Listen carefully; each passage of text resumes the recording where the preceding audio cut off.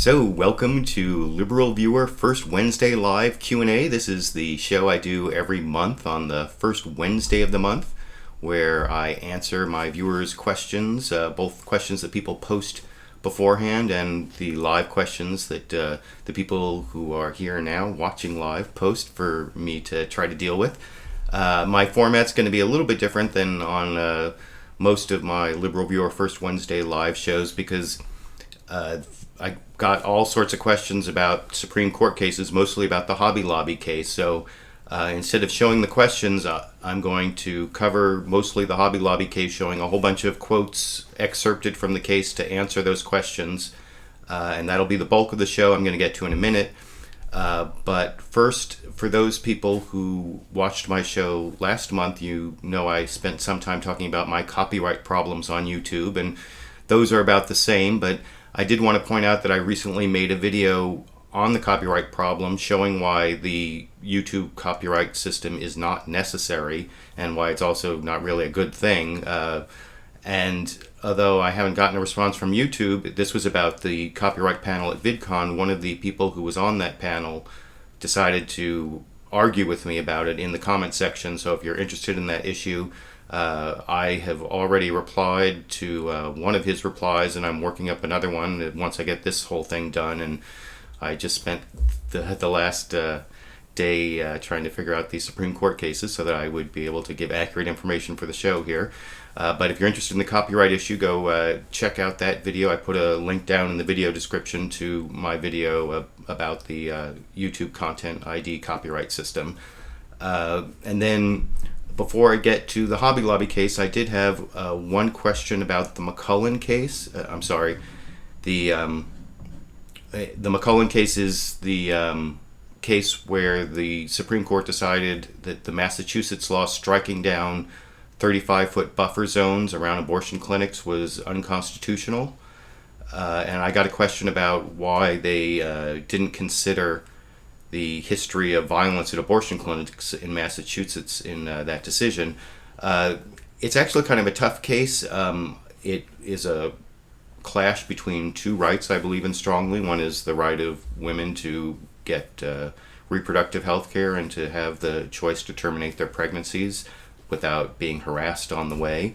And then the other right is the right to protest and give your, use free speech up until the point of harassment. And so there was a clash between those two rights, free speech and reproductive rights. And the ACLU actually filed an amicus brief in support of neither side, saying that the ACLU's position was that it should be sent back to the lower courts to find out if the people who were protesting within 35 feet got adequate access to the people that they wanted to protest to. But on the specific question as to why it is that they decided, despite the history of violence in Massachusetts against abortion clinics, why they decided, and in fact the Supreme Court decided 9-0 to strike down this law. So even Justice Ginsburg was in there, and she's a former lawyer for the ACLU. But I just wanted to show this one excerpt from the McCullen case. And they said, to justify a restriction on speech, and this is also going to come up in the Hobby Lobby case in a minute, the government has to show that they have a compelling interest and that they are using the least restrictive alternative to meet that compelling interest, meaning they're doing as little, they're suppressing people's rights as little as possible in order to get to the interests that they're trying to uphold. And you can see here that the McCullen case was decided on that least restrictive alternative question, because they said that and you can see it in this excerpt, that the respondents, the people who were in favor of the law, they showed that there had been people who blocked abortion clinics, but they didn't show that they tried other methods other than this law of a 35-foot buffer zone around all abortion clinics to stop that from happening. They hadn't tried to use existing laws against harassment. They hadn't tried injunctions against specific people. And so it's not that the Supreme Court said that you can't stop people from harassing others at abortion clinics. They just said this statute that set up a 35-foot buffer zone around this particular, around every abortion clinic in Massachusetts, that was not shown to be the least restrictive alternative because they might use these other means. So those are that's the quote I want to show for McCullen, and all the rest of the quotes now I'm going to get to are from the Hobby Lobby case. Well, there's one statute I'm going to show, because actually, one of the big issues in the Hobby Lobby case, for those who don't know, was whether this Hobby Lobby craft store and also this Conestoga Mennonite-owned store, whether they had to provide health insurance to their employees that included required contraceptive coverage. Obamacare says there are like 20 contraceptions that have to be provided free to women under health plans that are required under Obamacare. And so Hobby Lobby said that there were 4 that they didn't want to provide because they think they cause abortions. And it's stupid. I mean, not stupid, but it's mistaken. It's a mistaken faith-based belief. And I've actually been having an argument with some people in the last couple days over in my April video on the Hobby Lobby case. And if you look down in the video description, there's also a link to that video from April that includes a couple Daily Show clips, and I think it's still an interesting video, and I kind of got certain things correctly predicted. I don't think I said anything that turned out to be wrong, and I'll talk about that a little more when I show a couple of the specific quotes from the case. But one of the things I learned, and I guess I hadn't read enough of the briefs, is that the question of corporate personhood, whether corporations can be people and exercise, their religious, whether they have free exercise of religion rights. One of the things that they refer to is there's actually not just a Supreme Court case about corporations being persons, but there's actually a statute. Here you can see in the Hobby Lobby opinion by Justice Alito, he refers to something called the Dictionary Act. We see nothing in the Religious Freedom Restoration Act that suggests a congressional intent to depart from the Dictionary Act definition, and Health and Human Services makes little effort to argue otherwise. And what he's referring to, and I didn't even know that there was such a thing as the Dictionary Act till I read the Hobby Lobby opinion, but this is actually the very first title and the very, very first section in federal law. It's Title 1, Section 1 of the U.S. Code. And I'll show you, here it is, and 1 U.S.C. Section 1 says, the word person and whoever include corporations, companies, associations, firms, partnerships, societies, and joint stock companies, as well as individuals. So it's not just a Supreme Court case, it's written right there into federal law, and I put a link down to that law if you couldn't read that. It's written right into federal law that unless the context of the law shows otherwise, the word person means corporations. And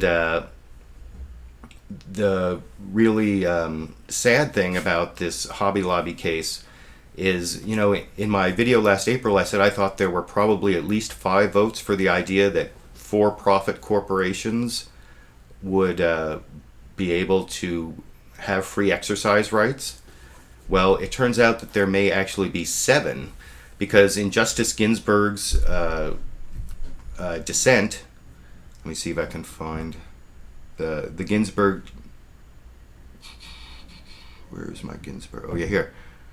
Here in her, she says, there is in the case law no support for the notion that free exercise rights pertain to for-profit corporations. That's her opinion, but this is Section 3C1 of the opinion. And why is it important that it's Section 3C1 of the opinion? Well, Ginsburg's dissent was joined by 3 other justices, but only 1 other justice as to Section C3.1. Breyer and Kagan did not join with Ginsburg as to the one section that says that for-profit corporations can't have free exercise of religion rights. It was only Sotomayor that joined that part of Ginsburg's opinion. So that means that there may be up to 7 votes on the Supreme Court for the idea that corporations are persons that can have free exercise rights under the Religious Freedom Restoration Act. And I haven't really gone into the whole Religious Freedom Restoration Act issue, but up until that, there was a Supreme Court decision called Employment Division versus Smith that said a law of general application is not unconstitutional just because it happens to burden a specific religion or someone's religious rights, unless the law was like targeted at those religious rights. And then the Religious Freedom Restoration Act was passed to say, no, we want to give more rights to religious people, and say that if a government action substantially burdens any religious exercise, then the government has to show this compelling interest in the least restrictive alternative. Now, one of the things, and someone asked me in a private message about that, to talk about this, whether this case shows that the government has a compelling interest in providing contraception. And in fact, I'm going to show you first. Here is that part of. We will assume, this is from Alito's majority opinion, we'll assume that the interest in guaranteeing cost-free access to the four challenge contraceptive methods is compelling within the meaning of the Religious Freedom Restoration Act, and we will proceed to consider the final prong, whether it's the least restrictive alternative. And that's where the government lost and Hobby Lobby won, because they said, the government has already set up this alternative means where the government pays for contraception for religious nonprofits. Why can't you let Hobby Lobby just participate in that? That would be a less restrictive alternative. So that's why the government lost in this case.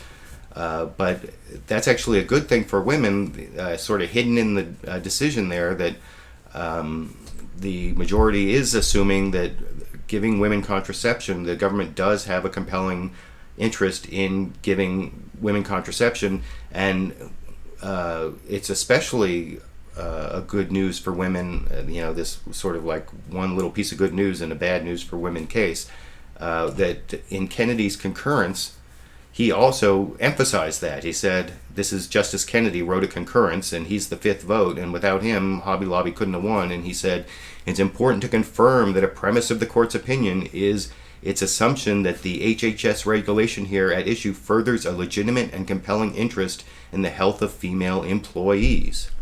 So Kennedy is like emphasizing that women do, or that the government does have a compelling interest in giving women contraception. So that is at least one little piece of good news. Now, one of the things about this, I did get a question about like whether this means that people don't have to pay taxes, or Scientologists don't have to provide antidepressants. You can see over in Justice Ginsburg's dissent, she specifically mentioned Scientologists. She asked the question, would the exemption here, mean that Jehovah's Witnesses don't have to give blood transfusions, Scientologists don't have to provide antidepressants, medications derived from pigs, including anesthesia, IV, and pills for Muslims and Jews and Hindus, vaccinations for Christian Scientists, all of this, even though the lower courts aren't going to know exactly how to interpret this, and whether all of those particular religious beliefs are going to also be allowed to get an exception. And Alito tried to deal with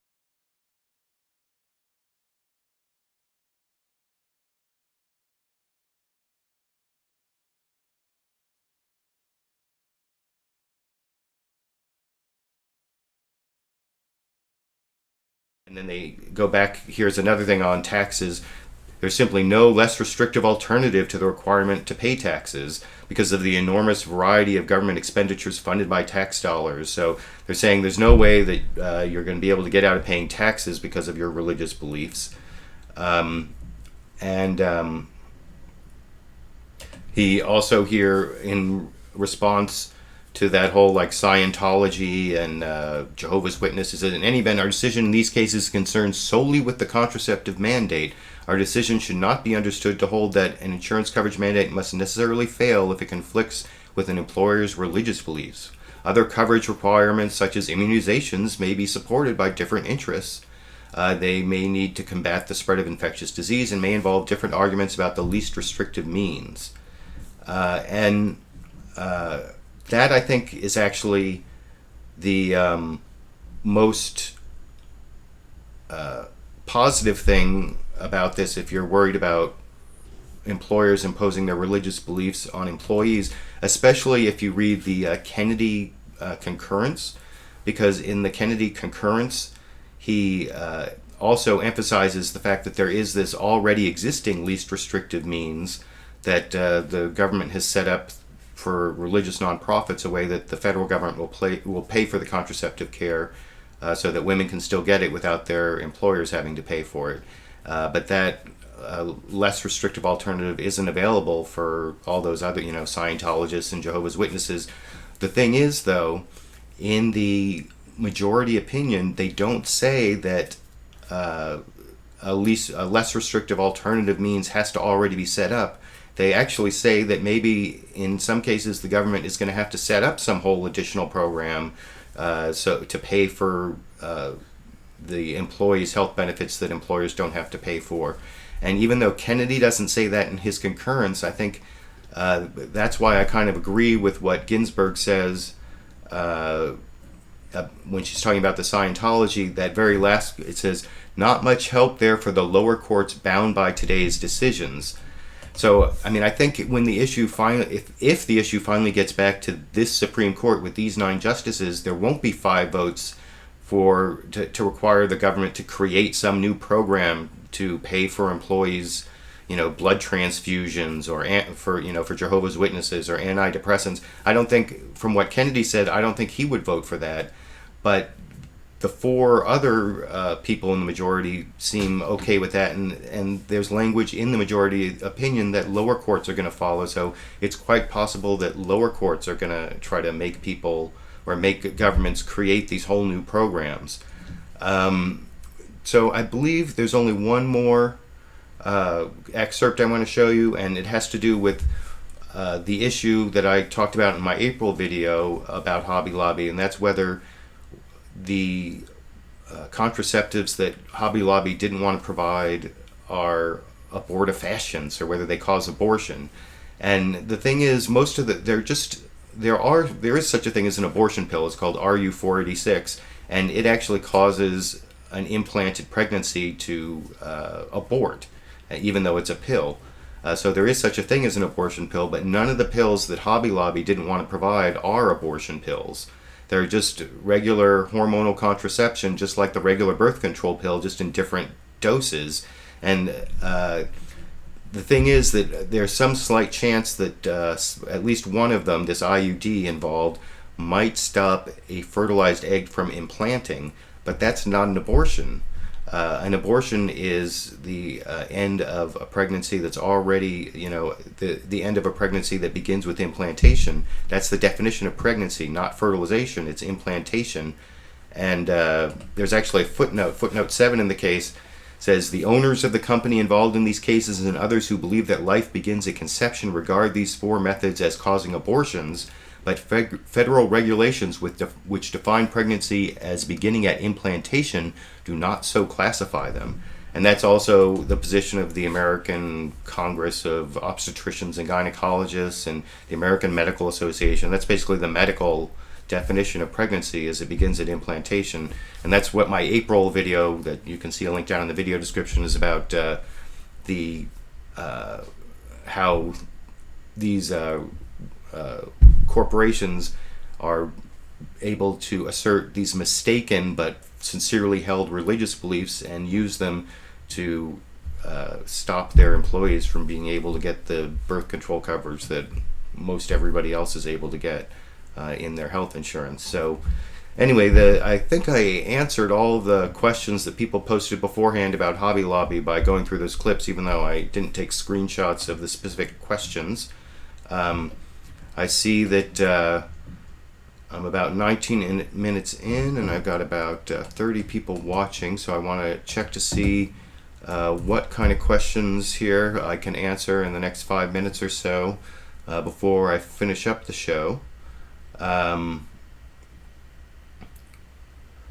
Let's see. I see people were asking me. Let's see. Yeah, you were right in the first place, Asubo. So Plan D. Yeah, Save America's Liberty says so. Plan B does not cause an abortion pill. Plan B is a high dose of the same thing that's in regular birth control pills, and it acts in three ways, just like regular birth control pills. It does three things. It prevents ovulation. So you can take it after you have unprotected sex, so that you don't ovulate, because you even if you haven't ovulated already, the sperm hang out there for like a week or so in the fallopian tube. So if you can stop ovulation, you stop pregnancy. Another way that they work is they make it harder for the sperm to navigate the uterine mucosa, I believe, is if I'm using all the correct terminology. And then there's some possibility that they may prevent implantation of a fertilized egg.